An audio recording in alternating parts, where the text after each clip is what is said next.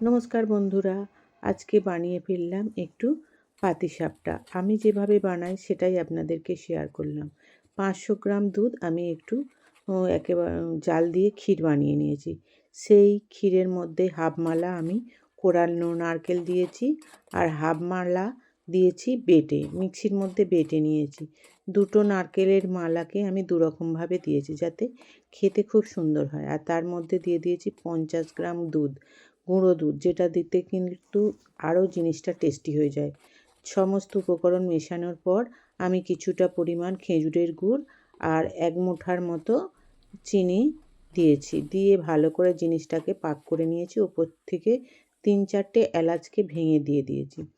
এবার একটা বাটির মধ্যে আমি 3 কাপ নিয়ে নিচ্ছি ময়দা, আর তার সঙ্গে 1 কাপ নিয়েছি এটা চালের গুঁড়ো। সমস্ত উপকরণ ভালো করে মিশিয়ে ওপর থেকে একটু লবণ দিয়ে আমি জল দিয়ে এটাকে ভালো করে মাখিয়ে গোলাটা বানিয়ে নেব। এদিকে একটা বাটিতে আমি কিছুটা গাওয়া ঘি ও সাদা তেল মিক্সড করতে হবে, যার জন্য কড়াই আমি আগে থেকে গ্যাসে বসিয়ে জিনিসটাকে মেল্ট করে নিচ্ছি। তারপরে এই যে মণ্ডটা তৈরি করছিলাম সেটা যাতে সুন্দর গোলা হয়, আমি ছাঁকনির মধ্যে ছেঁকে জিনিসটা যাতে না ডেলা ডেলা থাকে এইরকমভাবে আমি করে নিয়েছি। এরকমভাবে করলে কি হয়, কোনো দানা ভাব থাকে না, একদম সফট হয়ে যায়। তারপর কড়াতে আমি একটু ব্রাশ করে নিয়েছি ঘি আর তেলের মিশ্রণটা। দেখুন একটু উল্টে দেখলাম হালকা একটু বাকি আছে।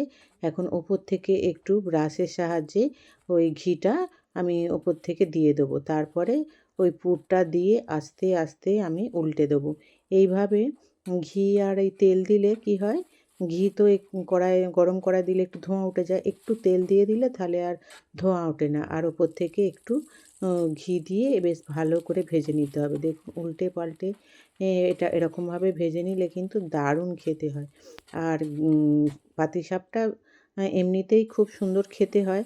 আর যদি এইরকম নারকেলের পুর, তার সঙ্গে একটু ঘি মানে ক্ষীর বা গুঁড়ো দুধ দিয়ে যদি ভিতরের ক্ষীরটা বানানো যায় তাহলে কিন্তু অনেক অনেক টেস্টি হয়।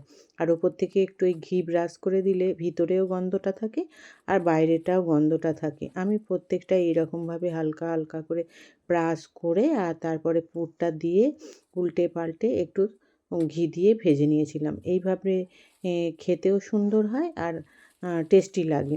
উল্টে পাল্টে আমার অনেকগুলো এই পাতিসাপটা বানানো হয়ে গেছে। দেখুন কতগুলো পাতিসাপটা হয়েছে। এই 4 কাপ জিনিসের মধ্যে আমার অনেক অনেক পাতিসাপটা হয়েছে। কারা বন্ধুরা এরকমভাবে বানান আমাকে একটু কমেন্টে জানাবেন তো। আর দেখুন আমার কতগুলো পাতিসাপটা হয়েছে, আর প্রত্যেকটা পাতিসাপটাই খেতে অনেক সুন্দর হয়েছে।